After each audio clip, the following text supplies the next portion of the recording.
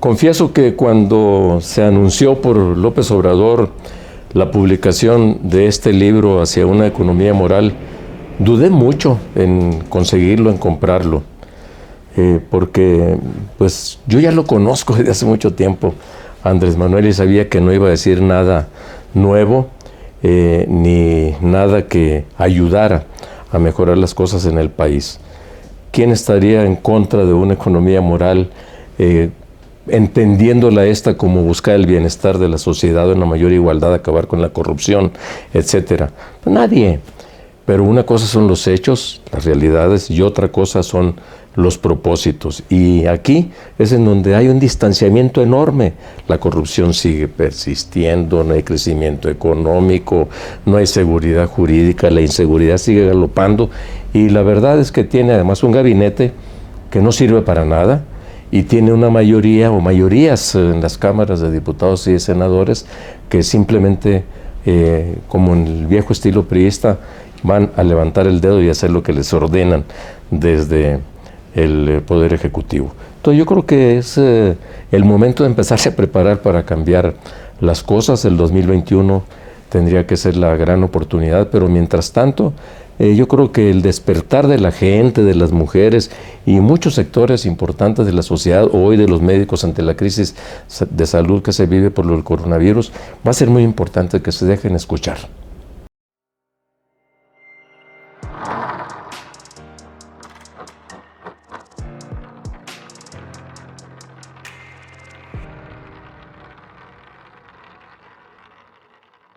Hola, ¿cómo están? Me da mucho gusto saludarlos. Yo soy Tere Vale y tengo el privilegio de estar nuevamente con ustedes en un programa más de Revolución Democrática 2.0.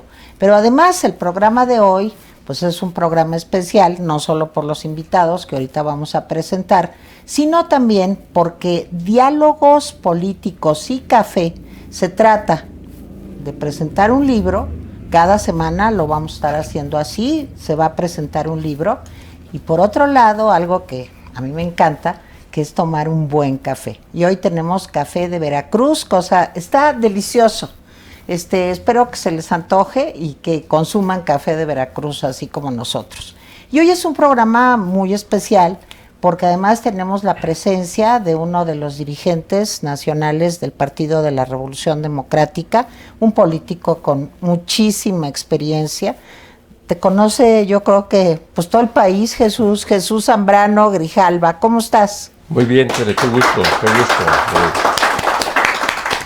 de compartir contigo esta ocasión en este programa. No, al contrario, Jesús, gracias. Un privilegio. Y gracias a todos, a José Luis, a los chavos, a Hugo, Víctor, coronavirus, Luis. El otro de los patos. En una vez le atino ya. Bueno, ya era la tercera. Ya. No sé por qué le puse Hugo, pero me da mucho gusto estar con ustedes, digo, a pesar de que se me va la onda a veces, ¿verdad?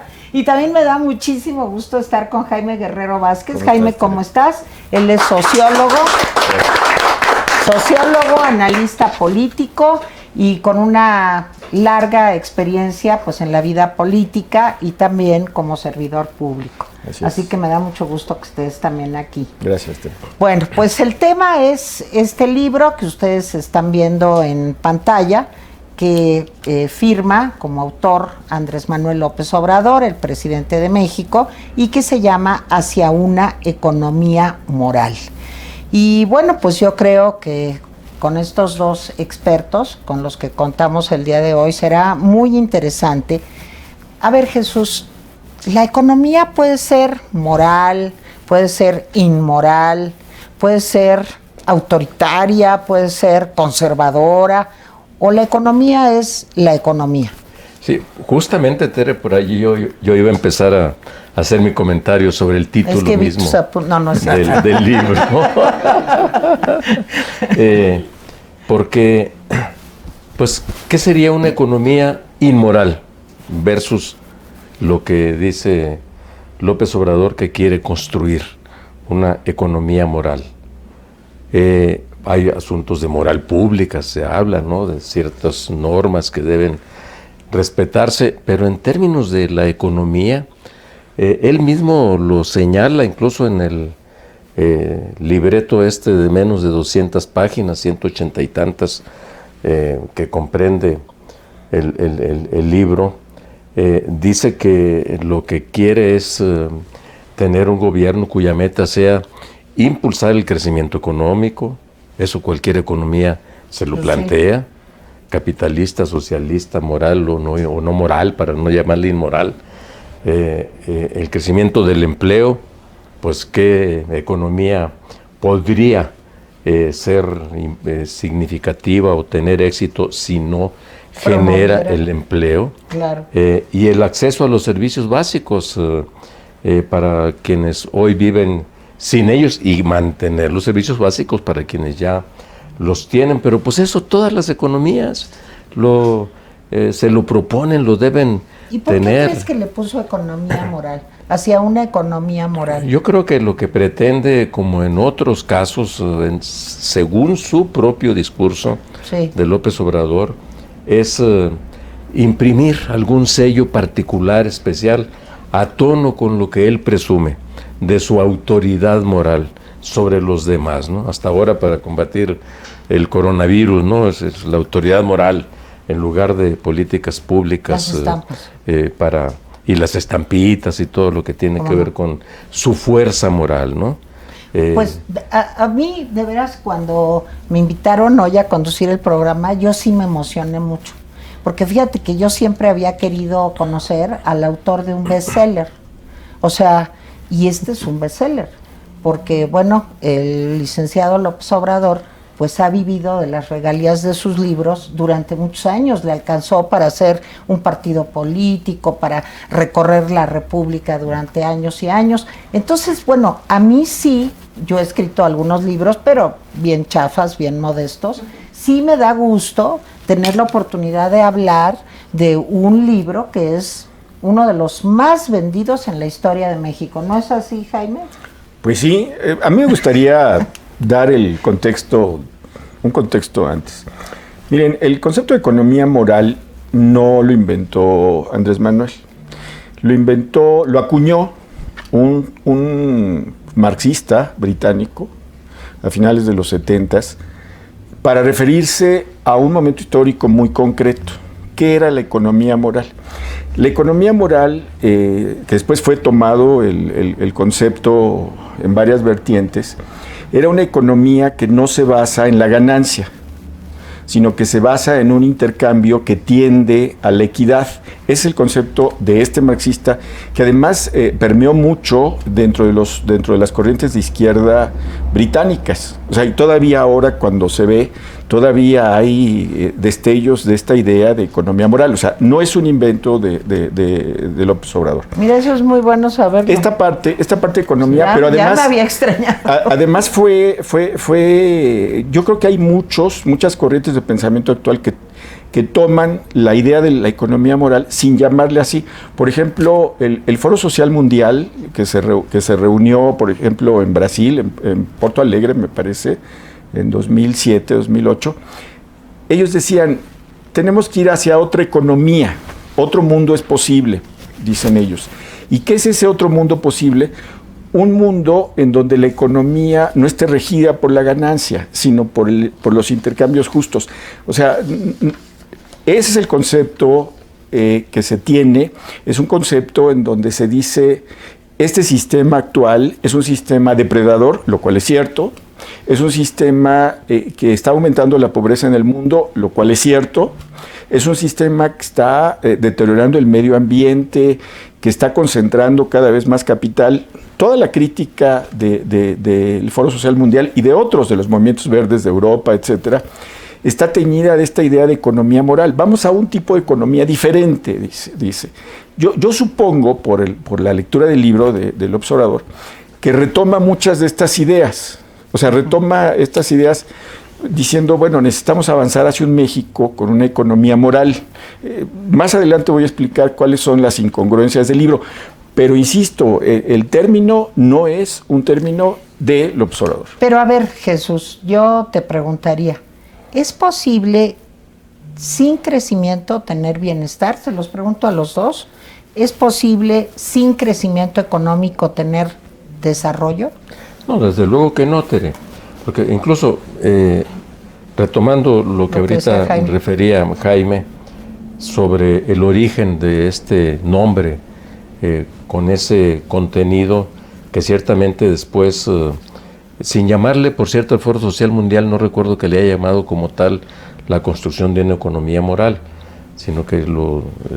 sí, en el contenido... En el contenido, el contenido es muy parecido a lo que llamaba pero Thompson, no lo llaman expresamente así, ¿no? No lo llaman ellos. Así. Tampoco los verdes le llaman así. Eso fue acuñado ciertamente allá en los años 70 del siglo pasado, por un personaje que ciertamente era un pensador y al mismo tiempo era un activista por la construcción de otro tipo de economía más justa, casi con los preceptos del viejo socialismo que soñó Carlos Marx en su momento, ¿no? Más o menos por allí, y que pretendieron después construir en lo que se conoció como el campo bloque socialista, que después pues vino el fracaso porque pues en su intercambio con el mundo capitalista, como se concebían en aquel entonces las cosas, era muy complicada o difícil o imposible una competencia, por un lado, de un bloque de naciones situadas en la producción, por la producción misma, para la obtención del máximo de ganancia, con ciertamente una gran explotación y depredación de todo tipo sobre la humanidad y sobre el medio ambiente, y otra economía que no tenía como objetivo la ganancia en sí misma, ¿no? Entonces, pero justamente los países socialistas que no le pusieron atención suficiente a todo lo que fue la modernización en todos sentidos, particularmente en el sector productivo, no entraron en una ruta de crecimiento económico que les permitiera generar todos los satisfactores para que una sociedad pudiera acceder a ellos. Es decir, el mundo capitalista siguió creciendo y creciendo, no sin crisis, por supuesto, pero la gran falsedad, por decirlo así, o el gran engaño del mundo capitalista, como lo concebimos y lo conocimos, fue sí generar una gran producción, generar grandes masas de ganancia, pero con una distribución, como ahorita lo decía Jaime, terriblemente desigual de la riqueza. Pues si quieren, aquí hacemos un corte, ahorita regresamos para hablar de crecimiento, bienestar y desarrollo. Y acuérdense que estamos en Revolución Democrática 2.0, hoy es 26 de marzo y estamos en este especial semanal donde vamos siempre a hablar de un libro que se llama Diálogos Políticos y Café, de Veracruz, el día de hoy. Ahí le vamos a estar cambiando. Bueno, bye, ahorita venimos.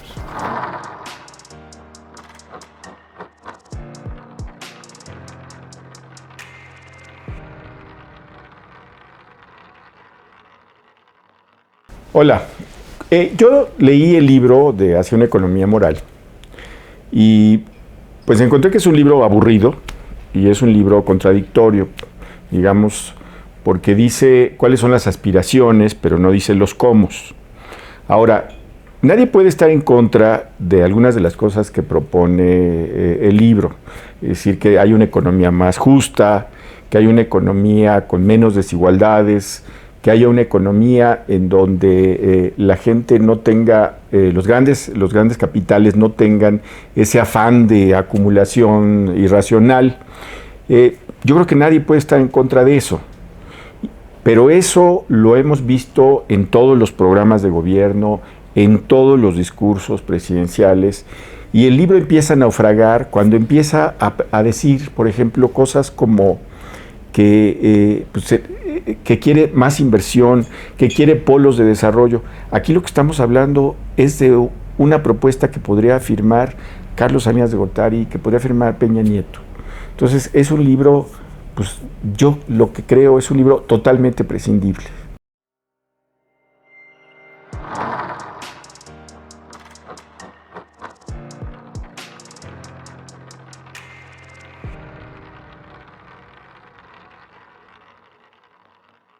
Bueno, pues seguimos aquí en Revolución Democrática 2.0, en estos diálogos políticos y café, y nos quedamos a la mitad. Jesús, yo te preguntaba, ¿es posible desarrollo sin crecimiento? Mi respuesta así tajante es absolutamente no es posible. Más el propio López Obrador, cuando andaba en campaña y criticaba a los gobiernos anteriores, los gobiernos neoliberales, como él los catalogó, decían apenas han crecido un promedio de 2% anual en los últimos 30 años. Ya nos viéramos en eso. Conmigo, en mi gobierno, vamos a crecer mínimo al 4% y luego vamos a llegar al 6%. Y luego cuando vio que no podía hacer eso por sus políticas equivocadas que generaron incertidumbre jurídica para los inversionistas y que al mismo tiempo también eran absolutamente negativas para propiciar el crecimiento económico, empezó a decir, no, lo importante no es el crecimiento, sino el desarrollo, la distribución de la riqueza. Oye, pero ¿cómo puedes distribuir una riqueza que no estás generando, que no estás creando? Es imposible esto. Si quieres, como todos, desde luego lo queremos, una sociedad más justa, que redistribuya mejor el ingreso, entonces tienes por fuerza que crecer, que crear nueva riqueza, porque la población sigue creciendo año con año, día con día, y entonces hay más bocas a las que alimentar, a las que hay que repartirles. Claro. Y entonces tienes que generar más riqueza. Para generar más riqueza tienes que crecer y desde luego generar más empleos. Y nada de esto se está generando en nuestro país. ¿Tú coincides con lo que dice Jesús, Jaime? Sí, y voy a decir una palabrota. Voy a citar a Marx, entonces siempre sí, es una palabrota es en estos tiempos. Marx decía que el sistema capitalista era lo mejor que le había pasado a la humanidad en cierto sentido, porque por primera vez en la historia de la humanidad la potencia de la producción podía darle suficiencia a las necesidades de toda la población mundial. Las fuerzas productivas. Y es una idea que han seguido los marxistas que todavía quedan en el mundo con esa idea. Pero, decía Marx, esta potencia de producción no se orienta a darle cobertura a las necesidades sociales. No se dice, mira, por ejemplo, necesitamos producir tanto de trigo, no, sino se orienta a la ganancia, dice Marx. Eso es lo que está mal. Y si se orienta a la ganancia, por supuesto, la distribución está mal. Entonces, mucho de la idea de este libro es esa, o sea, orientar hacia las necesidades. Pero, por ejemplo, tiene incongruencias como esta. ¿Dónde se encuentra la mayor cantidad de pobreza en este país? Si tú lees el libro, la idea es que la pobreza está en el campo. Entonces me da la impresión de que el presidente vio muchas películas mexicanas de los años 50 y piensa todavía que la pobreza está en el campo. Y no, la pobreza, la mayor proporción de pobreza hoy está en las ciudades, ¿sí? Y tiene cara de mujer. Así es. O sea, si tú quieres ver las poblaciones más pobres, están en las ciudades y tienen cara de mujer. No en el campo, sino en las ciudades. Tan solo, por ejemplo, alrededor de la Ciudad de México se concentran zonas de pobreza, tal vez las más grandes, ¿sí?, de todo el país. Y uno dice, ¿pero cómo puede ser? Pues así. Entonces, lo que hace el presidente es, quiere una economía más justa, pero aquí viene el gran problema de todos. ¿Cómo? No hay respuestas, no hay cómo. Yo dejaría aquí esto. Entonces, si no hay cómo, pues ¿cómo va a tratar de hacer una cosa, como por ejemplo darle suficiencia a las necesidades de todos, si no dice cómo? Pero a ver, Jesús, aquí entramos a con lo que ustedes dos me están comentando, pues a un asunto muy interesante. Yo siempre quiero bajar de peso, sé que es inútil, pero quiero bajar de peso. Y para cuando me pongo a dieta, fracasada, pues lo primero que hago es pesarme en la báscula. Claro, medir. Y entonces digo, ay, Teresita, pesas tanto. Nunca lo confesaré en público. Y luego, pues ya digo, ahora la dieta, para que así, pues cada determinado tiempo, yo sepa si bajé de peso o no bajé de peso. Pero si yo no me pesara nunca al principio, pues yo no sabría si está trabajando mi proyecto de dieta o no. Y yo creo que esto es lo que hace López Obrador, porque si el crecimiento no debe de medirse, ¿sí?, porque no vale la pena, sino más bien los resultados, ¿cómo sabemos que está efectivamente llegando a donde quiere llegar y cumpliendo las metas? Ya con esto me callo. Además de que ha desmantelado pues todos los mecanismos de evaluación que existían, tanto para la educación, para la transparencia, etcétera, para la corrupción, o sea, todo está desmantelado. Entonces, ¿cómo sabemos que sirve? Sí, efectivamente, para poder establecer si vas en la ruta correcta, si vas obteniendo las metas que te fijaste, pues tienes que estar midiendo.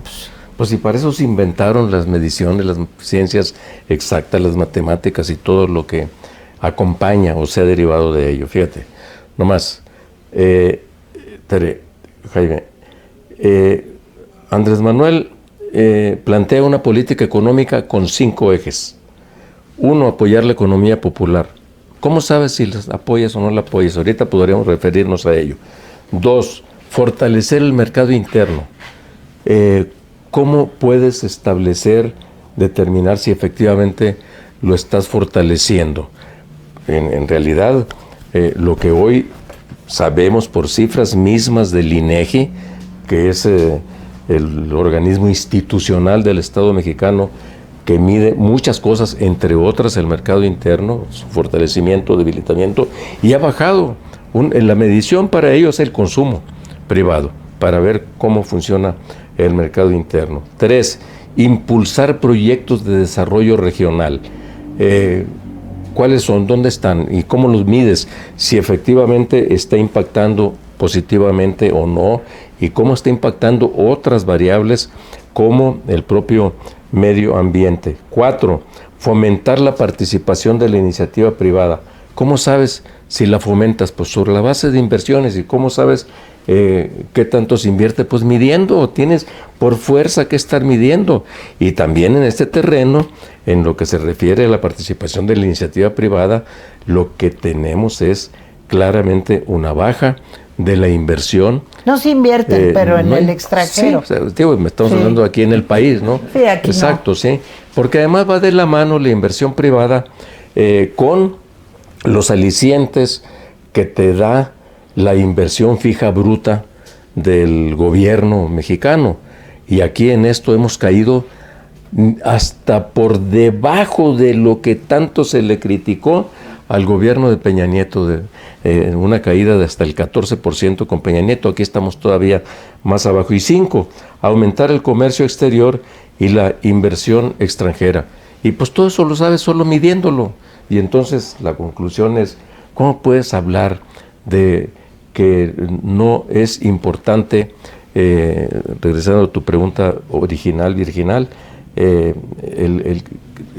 que no es importante el crecimiento, sino el desarrollo? ¿Cómo puede haber desarrollo sin crecimiento? Es absolutamente imposible. A ver, Jaime, de lo que nos ha comentado Jesús, ¿qué pasa con los mecanismos de evaluación que nos permitan tener comparativos para ver hacia dónde vamos? Sí, antes me gustaría señalar esos 5 ejes que están en el libro, en efecto, como dice Jesús. Fíjense que yo me fui al plan de gobierno de Carlos Salinas y ahí están. Ahí están.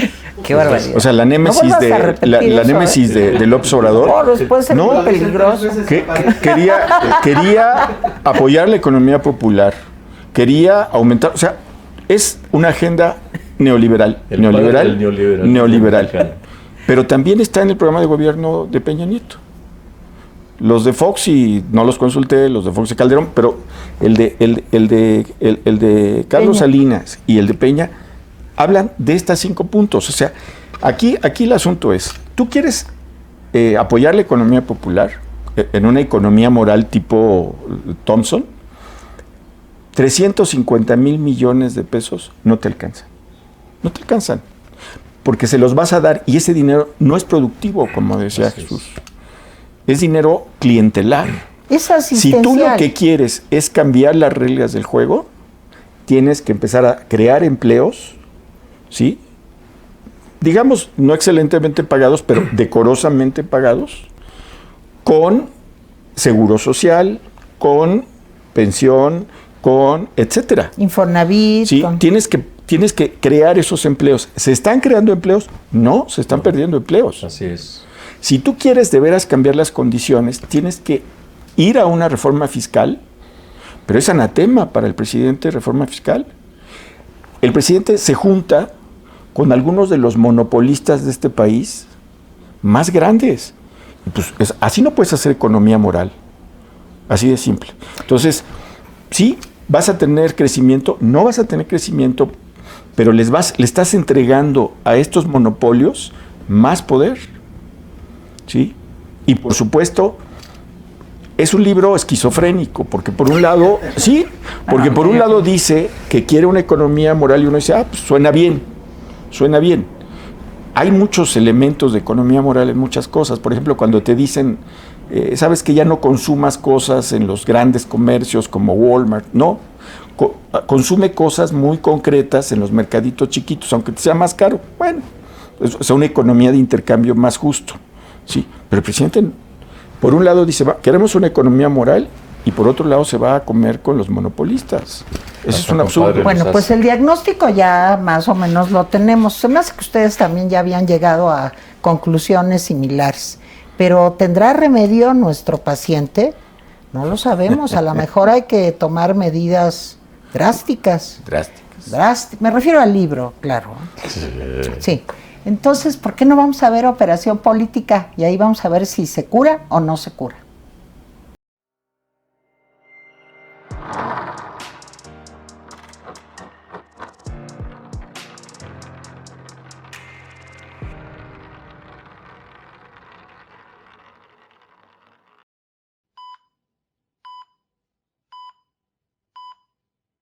Híjole, yo este pacientito sí lo veo muy grave. Este señor Economía está muy lastimado. ¿Cómo lo ves, Jesús? No, en verdad que con enorme preocupación, Tere, porque aquí yo prácticamente casi no le veo remedio, a menos Mira, que le hagamos una déjenme operación muy tomarle profunda. aquí el pulso. No, sí está hundido. Oye, Jaime, y además los análisis que han venido de otras bolsas en Europa Sí. y en Estados Unidos tampoco ayudan, ¿verdad? Sí, la receta del doctor López Obrador es una receta de esquizofrénico, ¿verdad? Y está grabando más al paciente que salvándolo. Ay, Jesús, ¿y qué hacemos con el peso? El peso, porque cada vez pesa menos. No, yo creo que hay que prepararse para una situación todavía más complicada con este personaje. Sí, mira, Sí. se ve, ¿ustedes creen que pueda caminar? Pues ya está casi en la parálisis, ¿eh? Así como Sí, vamos. incluso el color se ve muy mal, ¿eh? Pues se muy ve mal. negro. Sí. ¿No se nos estará gangrenando ahí como quien no quiere la cosa? Pues parece ser que sí, habrá que buscar un remedio radical a esta mala receta que se le dio. A ver, Jesús, tú que eres neurocirujano, ¿qué le podemos hacer a este paciente? Yo creo que sí requiere una operación de cerebro porque está o bastante desquiciado, no medio. ¿Pero de dónde sacamos el cerebro, Jaime? No lo Está sé, muy rudo. pero lo que sí sé es que hay que retirarle la receta inmediatamente y operarlo radicalmente. O sea, estaríamos de acuerdo los tres, las tres opiniones médicas, en que necesita un trasplante económico radical. Sí, totalmente de acuerdo. Absolutamente, y también de todo el equipo que lo acompaña. Híjole, eso que has dicho es muy importante, sí. Sí. ¿Pero qué hay, equipo? Yo he visto como floreros alrededor. Sí, hay No muchos sé. floreros, pocos operadores y muchos floreros. Bueno, hay quienes dicen que con la fuerza moral de este personaje es suficiente, ¿no? Y con salir con estampitas del detente y cosas Oye, por el cierto, estilo. ¿no trajeron las estampitas? No, porque Antes de la nosotros- operación tenemos No, que no, presentarlas. nosotros lo que creemos es en la ciencia, no en supercherías. Qué barbaridad, estamos hundidos. Bueno, pues a ver si sale. Muy bien. Vamos, apostarle a que sí. órale, Va. métanle mano, a ver Órale. el bisturí.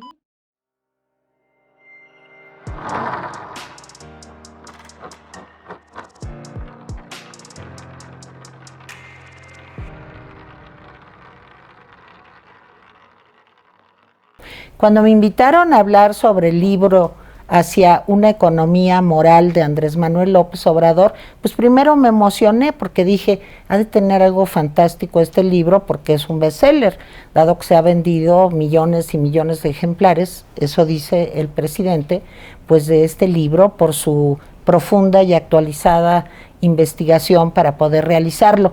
Desgraciadamente no cumplió mis expectativas, no me gustó mucho. Y me preocupé más cuando lo acabé de leer porque no encontré ahí, a partir de la economía moral, pues la solución a los gravísimos problemas económicos que está enfrentando México. Entonces, pues vamos a ver si logramos entresacar alguna idea propositiva, inteligente y que pueda ayudar a México a salir adelante en este momento tan difícil que estamos viviendo.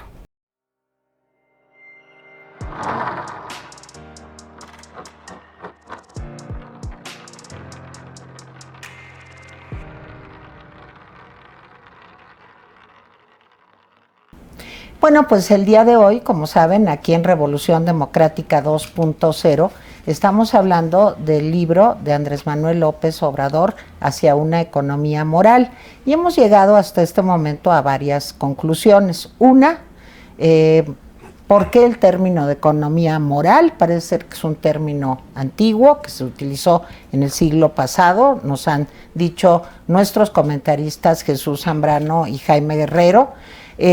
Parece ser que está un poco desvirtuada la idea original de este autor, Thompson, que fue el que lo propuso. Y en segundo lugar, no puede haber desarrollo si no sabemos cuánto estamos creciendo y si no se mide el crecimiento de un país en distintas áreas. Ahora, creo que llevamos ya un momento de reflexión sobre estos temas y que vale la pena cambiar al tema de la corrupción, que creo que es otro asunto que relaciona el autor López Obrador con el crecimiento y el desarrollo. Jaime o Jesús. Ahora que empiece. Sí, la idea del presidente sobre que la corrupción es el problema número uno del país. Miren, la corrupción sí, en efecto, es escandalosa, pero aquí pasa un fenómeno muy curioso. ¿Es o era? Primero, todas las mediciones sobre corrupción son mediciones de percepción, no son mediciones objetivas. Si tú estás poniendo el tema todos los días, cuando le preguntas a la gente, pues te va a decir, pues es la corrupción. Ha bajado. No quiere decir que no sea un problema, no estoy diciendo eso. Lo que estoy diciendo es que es un tema que se pone, es percepción. ¿Cuánto nos cuesta la corrupción? Pues no lo sabemos, no lo sabemos realmente. Yo siempre he dicho, y tú lo sabes también, que así como la corrupción inhibe inversiones, también atrae inversiones. ¿Por qué las atrae?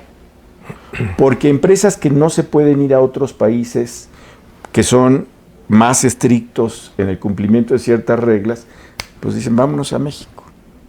Aquí todo se vale. Porque aquí todo se vale. Vean, por ejemplo, las acusaciones contra empresas en Nuevo León, cómo se instalaron, empresas automotrices, etcétera. Entonces, tú dices, necesitamos empezar a medir esa corrupción. ¿Cómo lo medimos? No hay una medición fiable. ¿Cómo lo disminuimos? Sí, ahora, lo que sí sabemos, y esta era la idea del Sistema Nacional Anticorrupción, en el que todos los partidos aportaron una parte, decían, miren, la mejor forma es que nos vigilemos los unos a los otros. Entonces el presidente lo que hace es tira todo eso y dice, la forma de combatir la corrupción es que yo sea honesto. Y ese yo sea honesto significa que el 80% de los contratos que se dan son de asignación directa. Pues eso... Que se han dado. Sí, que se dan. No hay manera de que eso no sea por corrupción. Recientemente una publicación reseñó que empresas que se crearon unos meses antes de la llegada del nuevo gobierno han obtenido millones de pesos en contratos. Pues no se supone que deberían tener experiencia. Sí. O sea, lo que estamos viendo es solamente el martilleo de que ya no hay corrupción, pero no tenemos una verificación real de que se acabó. Y yo tengo la impresión de que ha aumentado la corrupción. Jesús Zambrano. Coincido esencialmente con lo que ha dicho aquí Jaime. La percepción de la sociedad es que la corrupción ha aumentado. Ciertamente tiene una parte fundamental de percepción el combate a la corrupción o su mantenimiento, su permanencia. Pero sí hay mecanismos de medición como el que tú acabas de señalar, Jaime. Esto es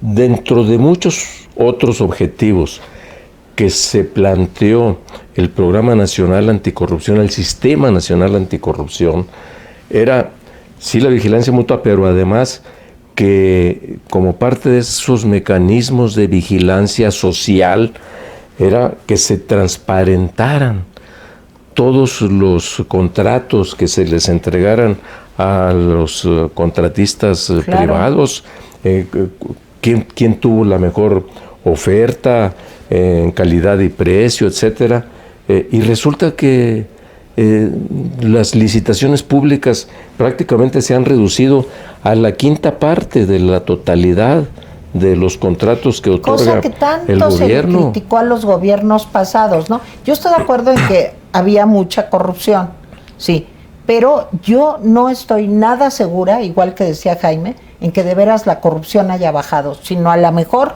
ha crecido. Así es, el hecho de que otorgues, como ahorita lo decía Jaime, el 80% de los contratos por asignación directa es el regreso al capitalismo de cuates, y que es... Pero de sus cuates. Desde sus cuates. cuates. Entonces el neoliberalismo, el que tanto criticó Andrés Manuel.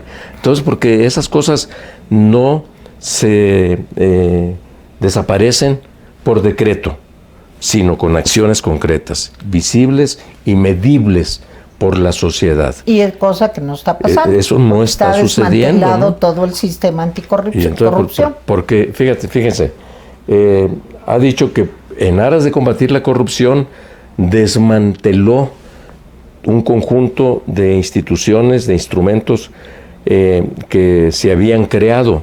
Por ejemplo, el surgimiento, aquí lo llegaron a comentar en un programa anterior, del INSABI, dice que para combatir la corrupción que había en el Seguro Popular. Y desmantelan lo otro sin construir algo nuevo. El aeropuerto de Texcoco. Y el aeropuerto de Texcoco. Yo quiero ver dónde está la corrupción. Sí, nunca la exhibieron, por cierto, ¿no? Y ahora, en el caso de las obras nuevas que se están construyendo, las grandes obras, refinería de Dos Bocas, el aeropuerto de Santa Lucía o el Tren Maya, todo eso se está haciendo fundamentalmente por asignación directa y son las principales obras de miles de millones de pesos de este gobierno. Pero así también desmantelaron, dizque porque había corrupción, el sistema de las instancias infantiles y afectan directamente a los padres de familia y particularmente a las mujeres. Lo de los refugios para atender a las mujeres víctimas de violencia, igualmente, porque en aras de combatir la corrupción, y desmantelan todo eso. Y entonces, ¿dónde queda la política de un estado de bienestar o de una economía? Si regresamos a los preceptos de esto de los orígenes de lo que le llaman la economía moral, ¿dónde queda el poner por delante el bienestar de la gente y no la ganancia? A ver, yo aquí quisiera que fuéramos ya muy breves, porque se nos va a acabar el tiempo, pero yo quisiera introducir dos temas importantes. Uno, el origen del libro, digamos, es pensar en una economía que produzca una mejor distribución de la riqueza, o sea, que haya más igualdad y que no haya, por un lado, ricos, ricos, ricos y pobres, pobres, pobres, sino que haya una mejor distribución. Los programas asistenciales del autor, del señor López Obrador, ¿han logrado eso, Jaime? Una mejor distribución de la riqueza, Sembrando Vida, las becas, lo de los viejitos, en fin. Yo te diría que la pregunta es si han logrado paliar la pobreza. Y te diría que pues, nos esperemos a ver las mediciones. Yo de entrada te digo que no. Y de entrada te digo que no, puedo estar equivocado, por supuesto. Primero porque pues no sabemos si realmente están dando esos ¿Ni programas. Si uno se fija en las giras de López Obrador, no ha habido una sola gira en que no le reclamen que no les llegan los recursos. Va a Tabasco, vieron el video, ¿no? Claro. El video en donde les dice, ya les llegó la tercera edad. No, ya les llegó. Y dicen que no. Y se enoja el presidente. Eso le está pasando cada vez que sale. Cuando pregunta, resulta que no llegan los programas. Varios periodistas le preguntan cuándo van a conocer pues, el censo de los beneficiados. Estos padrones han sido un misterio de los gobiernos de Fox, de los gobiernos de Calderón y de los gobiernos de Peña. No me dejará mentir Jesús, porque el PRD ha sido un exigente en estos 3 sexenios de dónde están los padrones, porque queremos ver si los padrones responden. ¿Sí? Peña Nieto pues, tenía padrones que nadie conocía realmente. Entonces, ahora el presidente repite esa tradición. ¿Tenemos padrones de Sembrando Vida? No. ¿Tenemos datos de dónde se está dando? No. ¿Tenemos padrones de tercera edad? No. Y el presidente siempre dice, ya vienen, ya los vamos a publicar. Entonces, no sabemos si ese dinero está llegando donde debe llegar, ¿sí? 1. Y 2, no sabemos si está desviando hacia ese otro lado. Entonces, yo tengo mis dudas de que esté sirviendo para distribuir algo, ¿sí? Jesús. Sí, en seguimiento de lo que dice Jaime, yo diría que la última medición que hizo el INEGI, por cierto, sobre esto, dice que en algunos renglones de extrema pobreza se había mejorado el ingreso, ciertamente, pero en algunos segmentos nada más, digamos los más jodidos de los pobres, ¿no?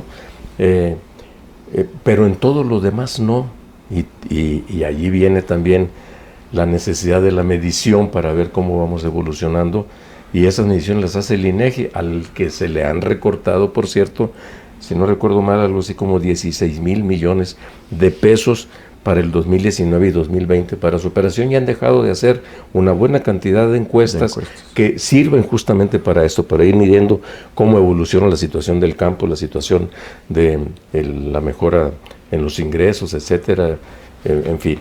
Entonces,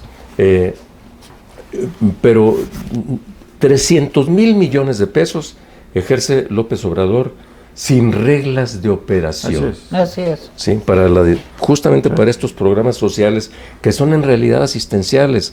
Es sacarte el dinero de una bolsa, donde trae la bolsa derecha, y meterlo a la bolsa y es izquierda. Comprar votos también. Para la compra de votos. Y dices, es que aumentó el empleo porque creamos en el programa de jóvenes Sembrando Vidas y todo esto, tenemos ahí como alrededor de 100,000 personas. Cuando te vas al campo y los propios operadores políticos de eso, por ejemplo, la Secretaría de Bienestar Social, que dirige María Luisa Albores, resulta que cuando dio cuenta de programas Sembrando Vidas, de las plantaciones de árboles en el sureste del país, Tabasco y Chiapas, resultó que apenas tenía un rendimiento, una productividad de 16%, es decir, 16 de cada 100 plantitas que se iban y se sembraban, habían pegado, y resultaba entonces que el costo por plantita era de 385 pesos, revelado, dicho por ellos mismos. Entonces, ¿dónde está la mejora para el país, pues, para la gente? Porque además, cuando de aquí a que tarden en producir, por cierto, esas plantas frutales o maderables, quién sabe cuántos años vayan a pasar. Mínimo 5 para los frutales, muchos más para los maderables, y a ver si tienen mecanismos y canales de comercialización para ello. Oigan, ya estamos terminando el programa. Les quiero recordar que en las redes nos importa mucho lo que ustedes piensen, lo que ustedes opinen. Les vamos a contestar sus mensajes, y lo pueden encontrar en YouTube. El programa se llama Revolución Democrática 2.0, y en Facebook también. Y ahora, para no salirnos también completamente de la contingencia que se está viviendo en nuestro país, la economía moral, Jaime, ¿ha ayudado en algo a que podamos, digamos, sobrellevar esta crisis económica tan grave que estamos viviendo en estos tiempos, para no hablar de la crisis médica y de salud, que es verdaderamente muy preocupante? Bueno, para empezar hay que decir que la economía moral pues, se quedó en el libro. O sea, no saltó a la realidad. Él puede decir que saltó, pero no saltó a la realidad porque no están los mecanismos hechos. Entonces, estamos viviendo en un híbrido de lo malo que teníamos antes con lo malo nuevo que tenemos ahora. Y eso nos deja mal. Tú sabes, porque yo he insistido, que tenemos ante la contingencia dos problemas fundamentales. Un problema de salud muy fuerte y un problema económico más fuerte. Porque el problema de salud, con todo lo duro que nos va a pegar, ¿sí? Pues va a durar semanas, pero el problema económico va a durar años. Ya se está hablando de decrecimientos. Entonces, las empresas, 4%. Las empresas que van a cerrar, los despidos que va a haber. Tú sabes que destruir una economía puede ser una cuestión de un año, pero reconstruir esa economía puede llevarse una década. Así es. O sea, hagámonos cargo de que estamos en una contingencia con dos efectos. Jesús Zambrano. Nos agarra muy mal parados esta contingencia, lo del coronavirus, con un sistema de salud cuasi desmantelado, con insuficiencia de medicamentos, de reservas y condiciones hospitalarias suficientes para enfrentar una crisis de esta, sin protocolos. Los propios médicos del INER, el Instituto Nacional de Enfermedades Respiratorias, se quejaban apenas hace unas cuantas horas de que no tenían protocolos para atender la contingencia. Es decir, nos agarra una situación en verdad muy preocupante, muy lamentable, muy debilitados. Y en relación justamente con la otra parte de la contingencia a la que se refería Jaime, de la situación económica, el gobierno tampoco ha dado hasta hoy absolutamente no ha anunciado ninguna medida, no ha expresado ninguna estrategia para ver cómo proteger particularmente a las MIPYMES, que producen el 70% de los empleos del país, las pequeñas y medianas empresas. ¿Cómo vamos a proteger los empleos que se tienen? ¿Cómo vamos a proteger con subsidios especiales o con el no cobro o el aplazamiento del cobro de impuestos? En fin, un conjunto de medidas que tendrían que estarse tomando, que ya lo están haciendo otros países, por ciento. Claro. Francia dirán, pues sí, Francia tiene una potencia Estados económica, Unidos. Pero España no es una potencia económica y está tomando medidas extraordinarias para hacerle frente a este tipo de cosas. Y aquí no lo estamos viendo, lamentable y preocupantemente. Bueno, señores, pues se nos acabó el tiempo. Jesús Zambrano, muchísimas gracias. Jaime Guerrero, muchísimas gracias. Yo soy Tere Vale, les agradecemos mucho su atención y les quiero recordar las redes, Revolución Democrática 2.0, ahí pueden ver el programa y más, ahí están subidos los programas. Les quiero recordar en Facebook, nada más ponen Revolución Democrática 2.0 y aquí nos vemos pronto. Muchas gracias, que se la pasen bien.